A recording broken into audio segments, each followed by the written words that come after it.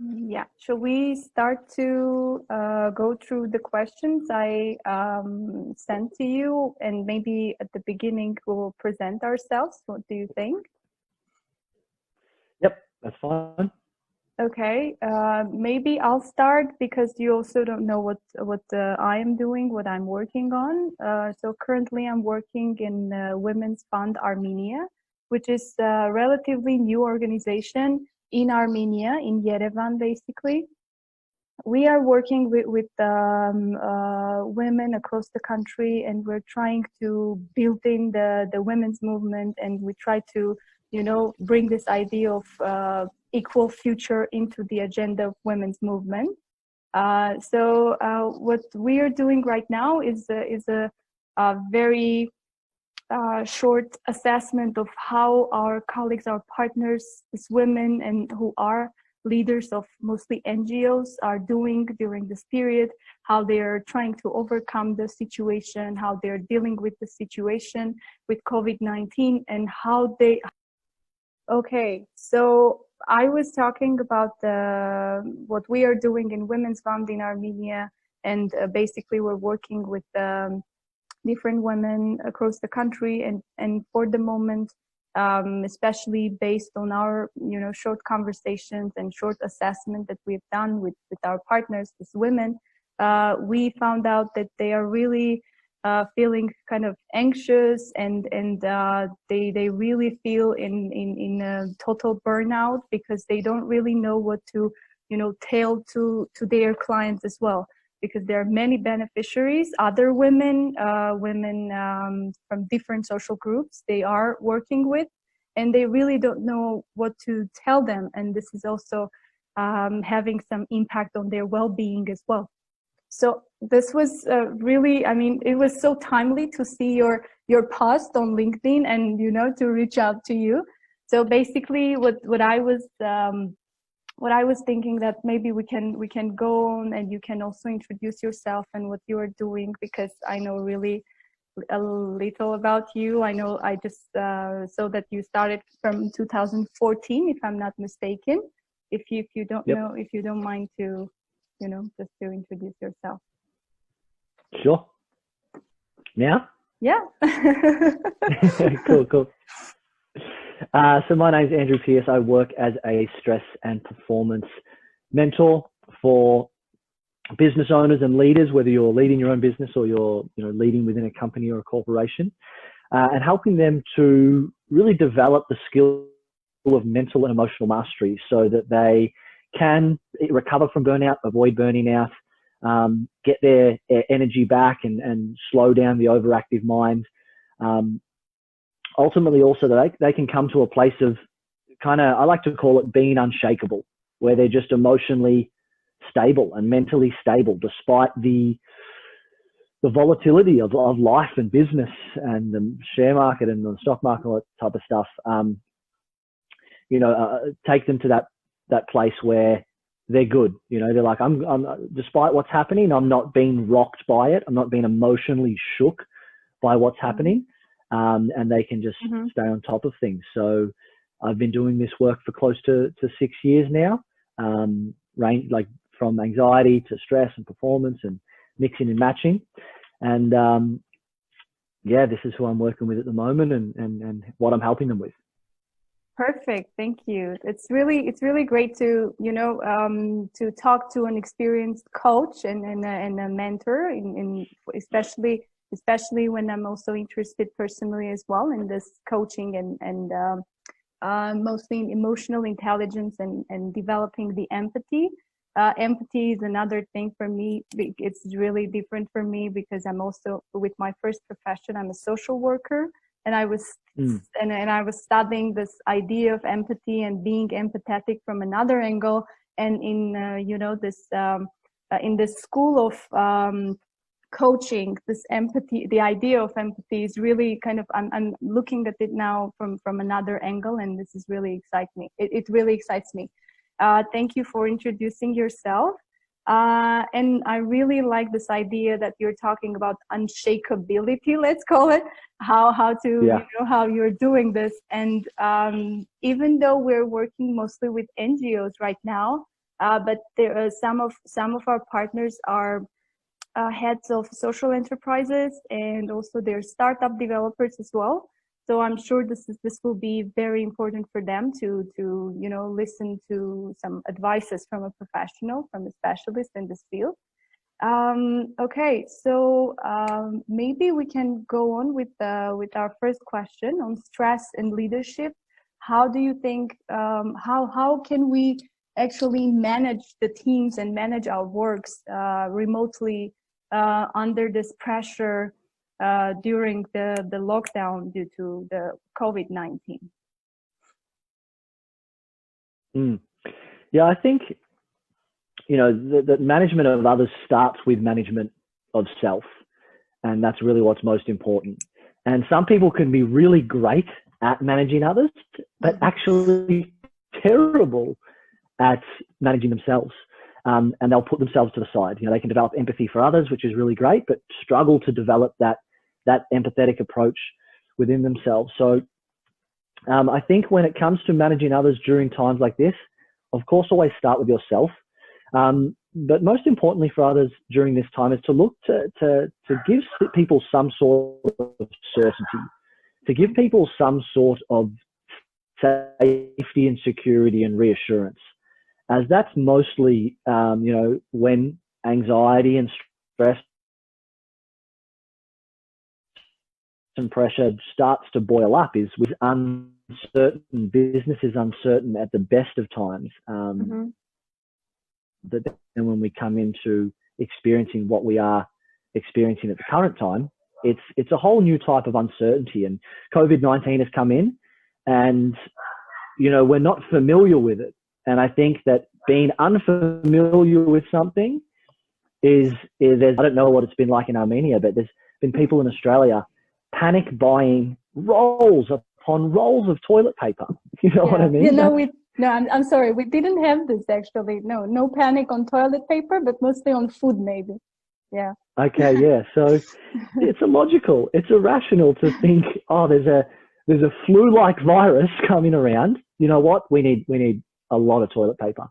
But yeah, with that type of uncertainty and unfamiliarity, there's that panic response. So I think if you want to manage others well, you need to learn to manage yourself really well. And during times like this, do your best to give your staff and your employees as much certainty and reassurance and security as possible.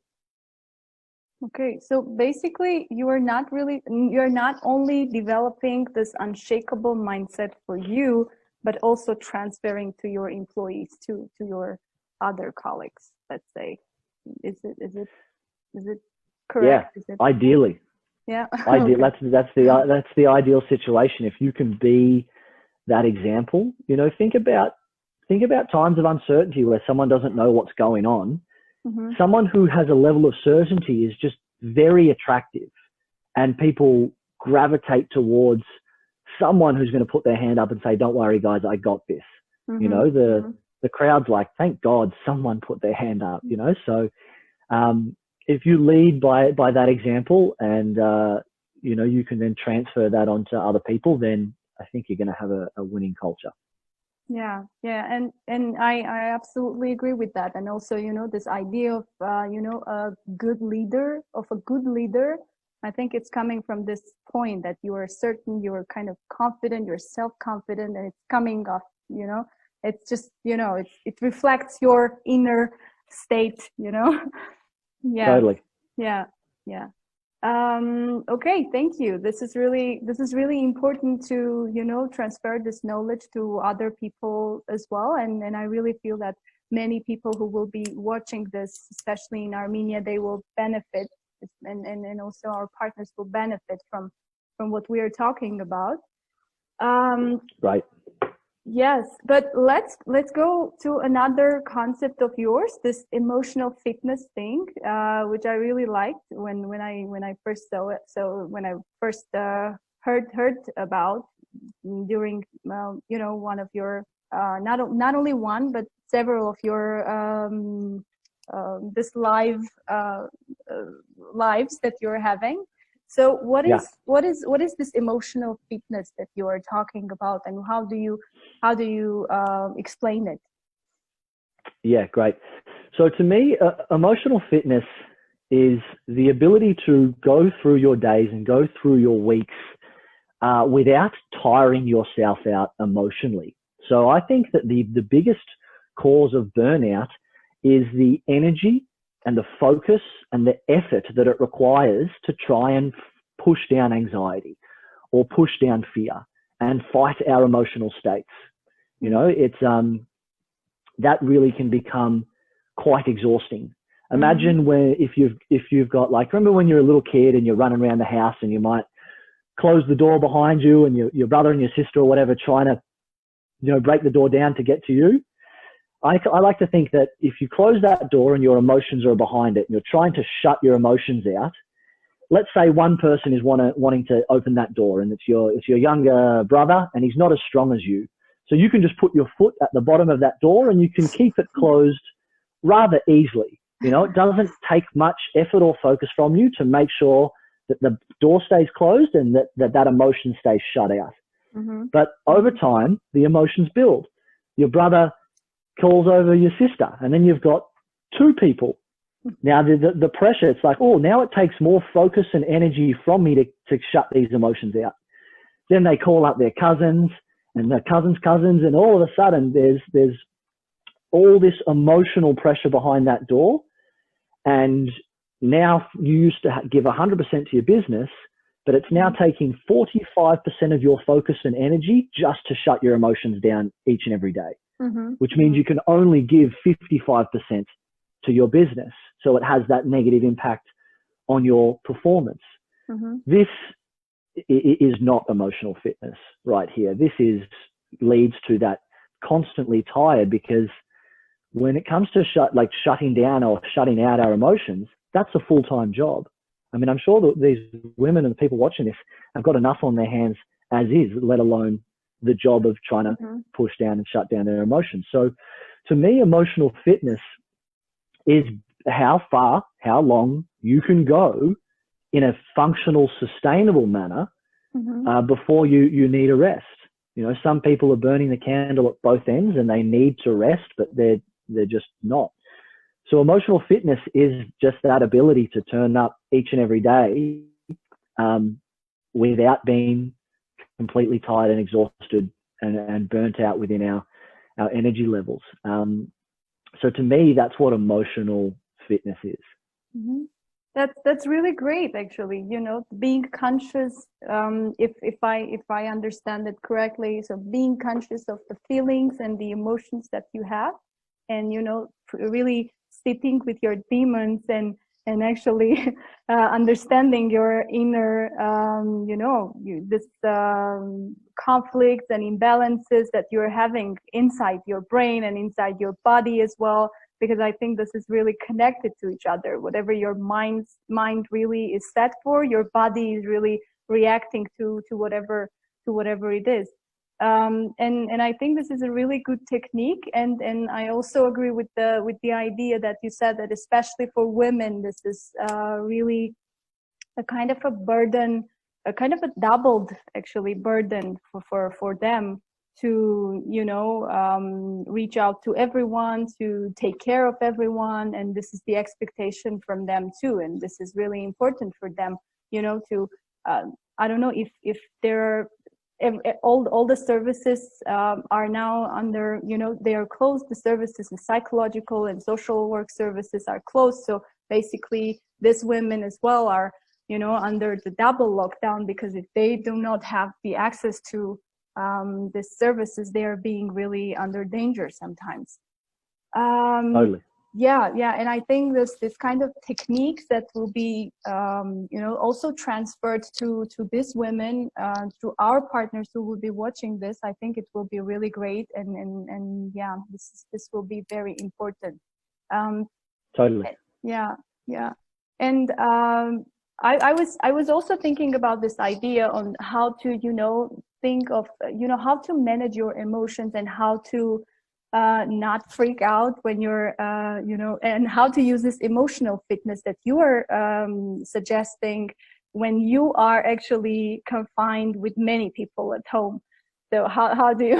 Yeah, the other day I just came across an article how to not hate the people you're confined with, and there were some practical suggestions what to do.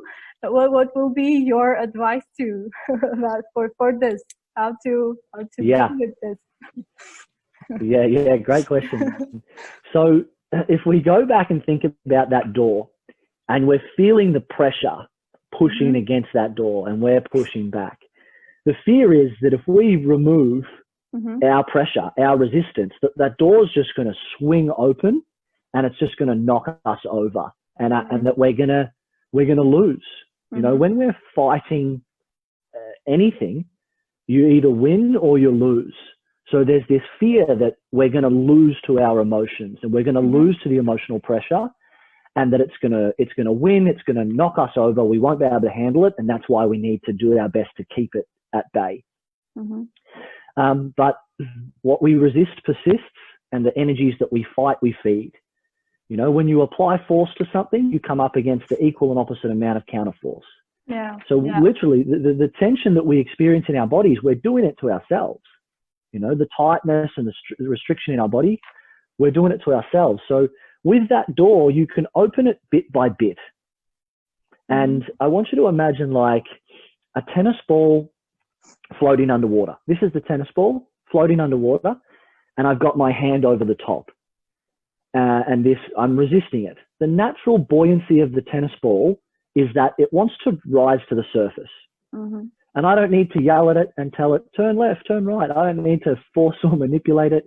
It's going to float to the surface on its own accord, and away it goes. Same with emotion. Emotion is emotion. It's energy in motion. And imagine that fear comes up in our body, and it's going to come up and out.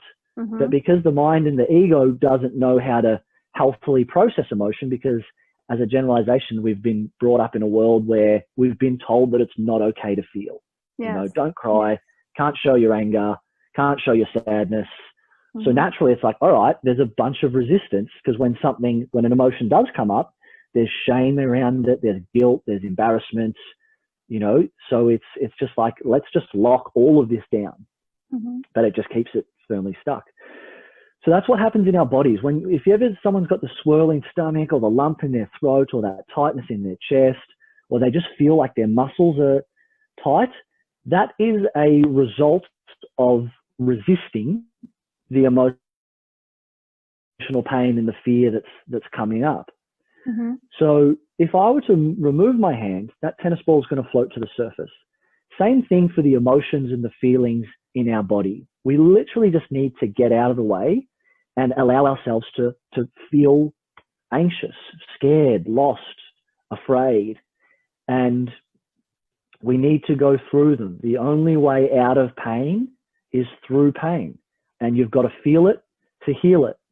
So if you're feeling anxious, you need to go through the anxiety to get to the calm. The calm's on the other side. Does that make sense?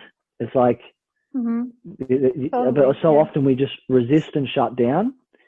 So by actually allowing the space and being like, okay, I'm feeling a little anxious, I'm feeling a bit lost, I'm feeling panicky, and just letting it be for 30 seconds, 60 seconds, 90 seconds, you will find that they can actually shift and move through quite quickly. And then you're like, okay, now I've given now I'm not going to hate the people I'm confined with so much. So you can take yourself aside, 5 minutes for a little meditation, less as you get better at this kind of technique. And you will experience a lot of emotional release that then brings you to a more level of stability. Okay, yeah, that's really great. And you know, that when you said, I think I totally resonate with the idea that, you know, you have to go through your anxiety to actually go to reach to the other side, because it's really important. Because if you're sitting with your emotions and you're actually dealing with your emotions, it's bringing you to some kind of a relief, and you're healing yourself. I think this is also some, you know, healing process. When you're going through it, you accept that something happened to you, and you can we can actually go through it and not be afraid that something bad will happen after that. Totally. And I like that you've said that there is this fear that if I let this emotion run in my body, something bad will happen. So it's just like, if I don't fix it or solve it or get rid of it, something bad's going to happen. But it just feels that way. Feelings aren't facts. Sometimes it feels like, oh my God, if I don't, something bad's going to happen, good stuff won't happen, it's going to be the end of the world. It's just like, hey, just be with that feeling for a little bit longer. So I'm really glad that you made that point, that it feels like something bad's going to happen, but it just feels that way. Give it another 30, 60, 90 seconds, 5 minutes, and it won't. But if you react to fear with fear, you'll end up with 150 rolls of toilet paper. Yeah, no judging. Yeah, thank you for that, because I think it's really important to also I think it's also important to talk about this fears that we're having, and sometimes unconscious and sometimes irrational fears that we're having. Yeah, I've been able to hear you the whole time. Okay, so I was actually saying, great. I was actually saying that in this moment of global uncertainty, we also need to talk about our fears and how can we actually suppress the fear? How can we put it aside and continue what we are doing? Got it. Yeah.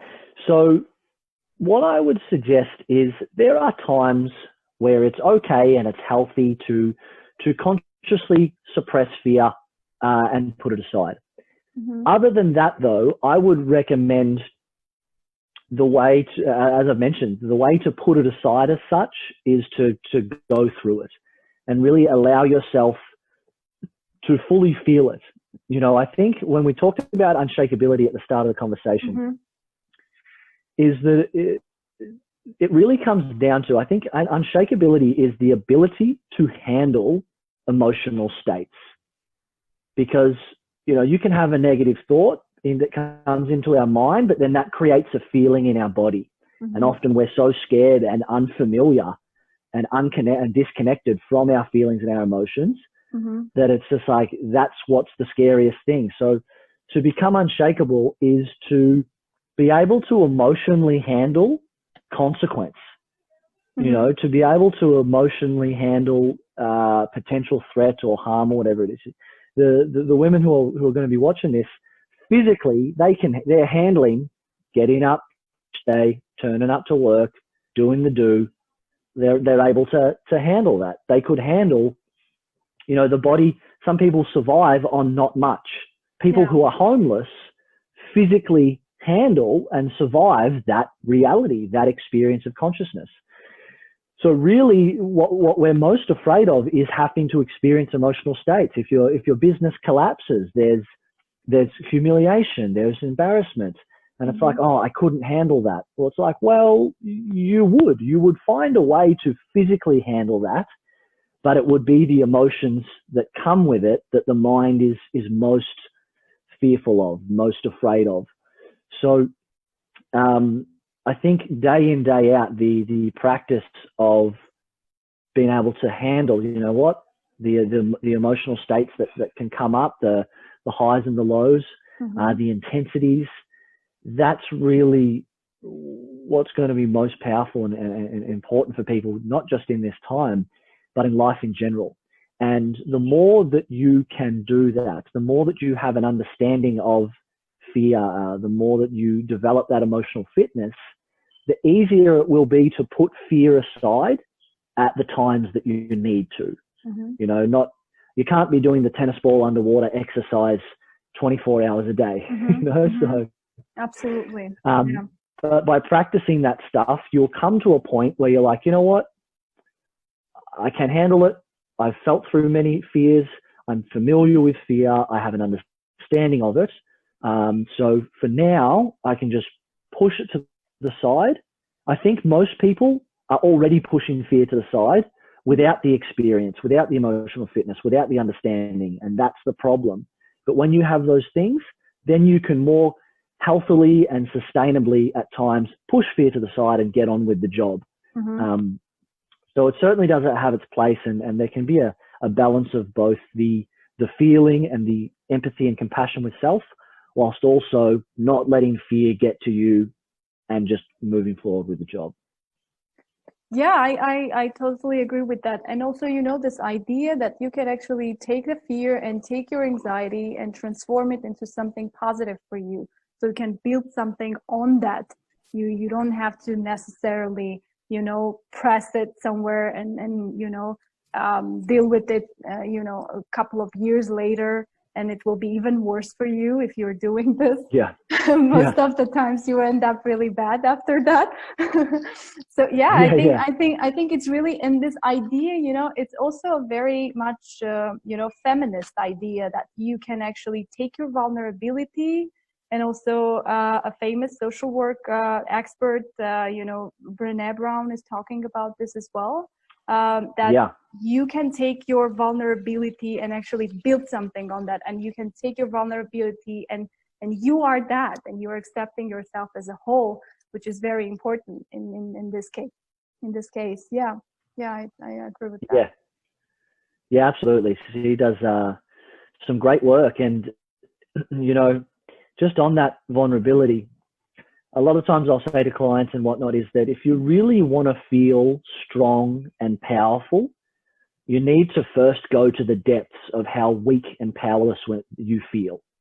So when you're like, fuck, I've been down there and I've felt weak and I've felt powerless and I've handled that, excuse my language, then, you know, you're not, sorry, that just slipped out, but then you're not longer, you know, you're not fearing it anymore. You know, the fear of vulnerability is not an issue, but if you fear vulnerability, then you'll try and shut it down. But the more that you can become comfortable with vulnerability, then you can really utilize it as a strength rather than perceiving it as a weakness.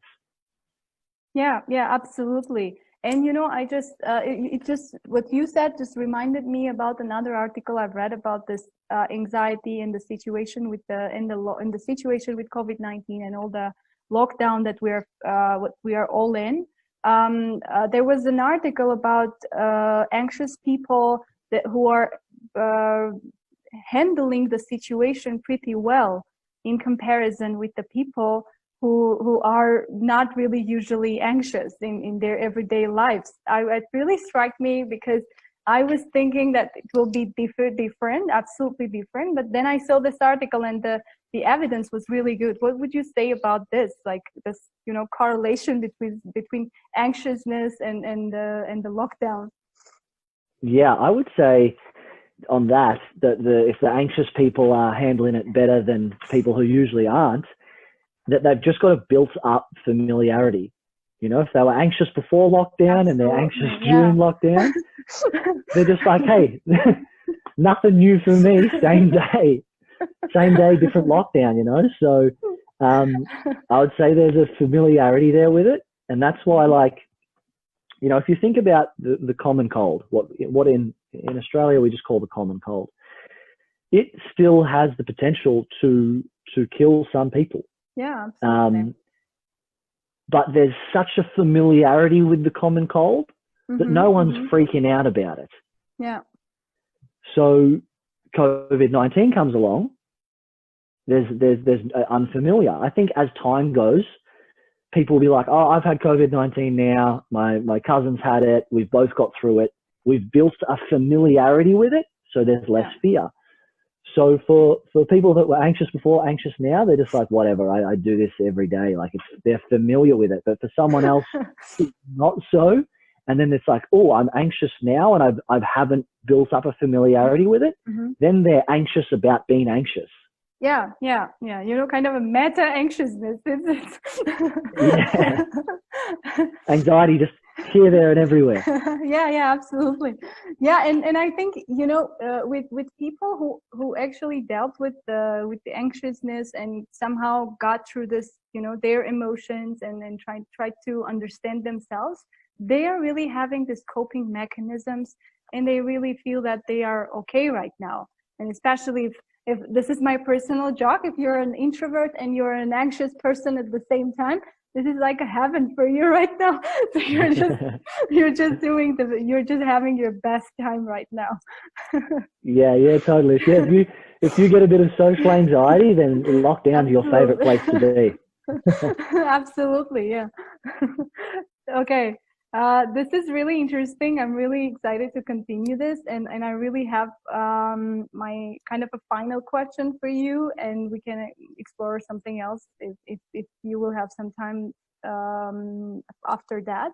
So my other question is there anything you would suggest? I don't know, anything to read, anything to think about, or I don't know, an exercise. You've mentioned meditation in the beginning of our conversation, but what would be your this kind of tips of surviving the situation?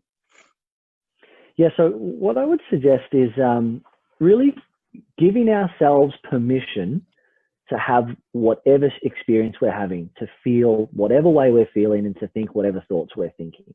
Yeah. And why this is so important, so powerful is, as I said before, as a generalization, we grow up being told it's not okay to be angry. It's not okay to be angry. You're not allowed to show that. That you're not allowed to cry. Stop crying. So what are you crying for? Or that it's not safe maybe to be happy and joyful. Someone goes, what are you so happy about? So there's 3 permission pieces that I teach everyone, which is okay, safe, and allowed. If it's not okay to cry, you're going to resist crying. Mm-hmm. If you're not allowed to be angry, you're going to resist your anger. And if it's not safe for you to be in joy and happiness, you're going to resist that and hide that as well. Yeah. And so to allow ourselves to feel, we need to remove the resistance. Pain isn't designed to make us suffer, but when we resist pain, we suffer as a consequence. So by understanding these 3 permission pieces, it's just giving ourselves, if you're feeling absolutely wrecked and exhausted and you're still fighting it, it's because you're not giving yourself permission to feel that way. Yeah. So if you say, hey, if you're feeling a bit, you're in a position of leadership and you feel lost, but you're like, oh, I'm not allowed to feel lost. I can't be seen feeling lost. I'll lose my credibility. It's not safe. Not only do you feel lost, but now you're afraid and scared that you feel lost, and then you're resisting it, and it's just resistance and suffering on suffering, and it just piles up. Yeah. So if you're feeling scared, lost, afraid, confused, anxious, angry, if you're experiencing hatred, whatever it is that's going on, give yourself permission to feel and experience and think whatever it is that you are. And it is simple. It's simple, but it's incredibly powerful, because if you say it's okay to feel lost, I'm allowed to feel lost, and it's safe for me to feel lost, you remove that resistance and you find that truly there's actually nothing wrong with the feeling, the emotional experience of lost. Yeah.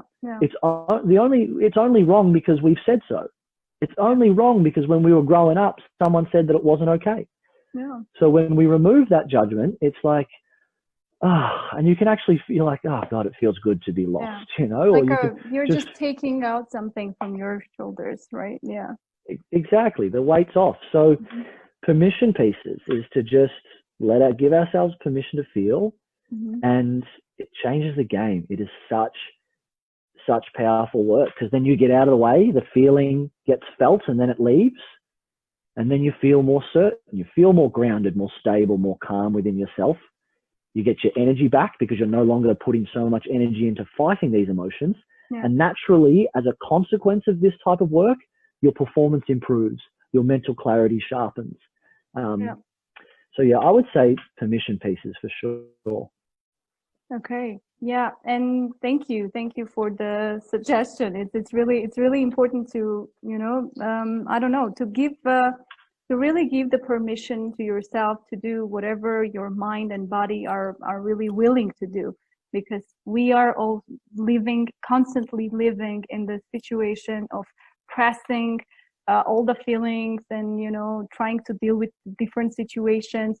But right now, I think it's also a good time for all of us to, you know, just be with ourselves and reflect on what we really want to do. And this is a really good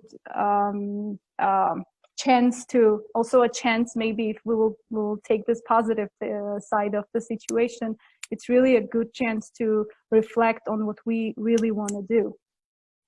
Yeah. Great opportunity. Yeah, really good opportunity. Yes. And also it just you know, this when you said the permission to feel, it just reminded me the latest book of Marc Brackett, the Yale University Emotional Intelligence Center has this his name is Marc Brackett, and he has this book, and I just ordered it a couple of weeks ago. I hope it will come to me on time, and I will try to read this too. Yeah, and he really also talks about this idea that you really have to give the opportunity to the flow of your emotions, to you know, this ideas that you're having. Really just enjoy the whatever and whoever you are. This is really important, and I think it will be really good to get some knowledge from this too. Totally. Okay, yeah. Okay, thank you very much. It was really interesting to talk to you and to, you know, explore your ideas and to listen to your suggestions of how to deal with this situation. And I really, and one thing that really that I really wanted to talk about is that when we were trying to have agree on time and the day, I remember that I suggested the Saturday evening. And then I realized that maybe this is not really a good idea, because, you know, we all try to, you know, set our times and we really want to work whenever we want to work. And then I was like, maybe you don't want to waste your weekend on this conversation. And yeah, it really, and I really understood. And, you know, at that moment, it struck me that especially during this lockdown, we're not really thinking of time. What day is it? What we have to do? Maybe we need some rest or something, and this is really important to acknowledge as well.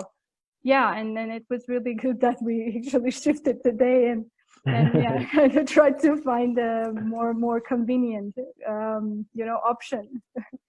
Yeah, totally. But this has worked perfectly, so all good.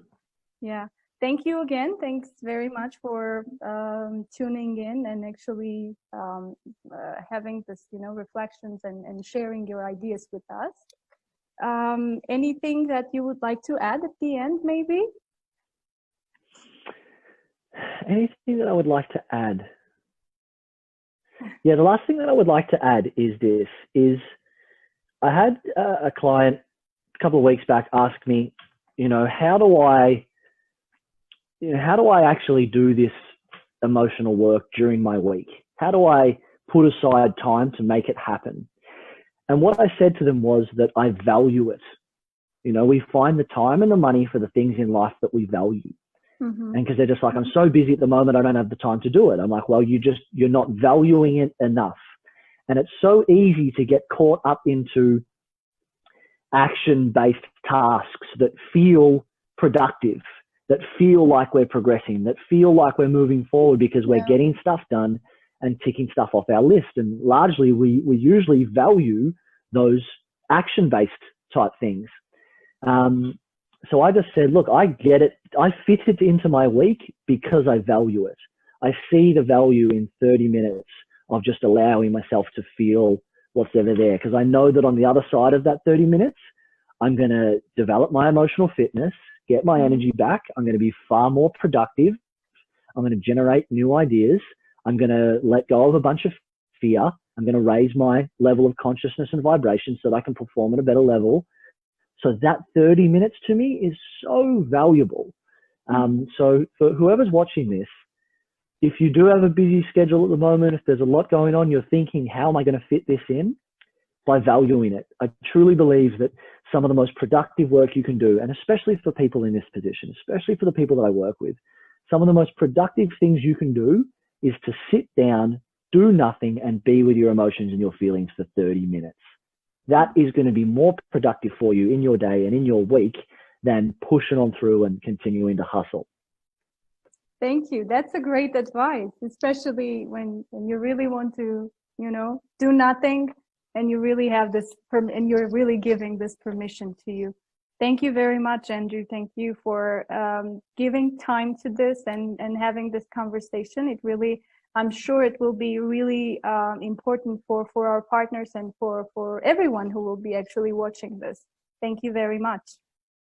You're welcome. It's been a pleasure.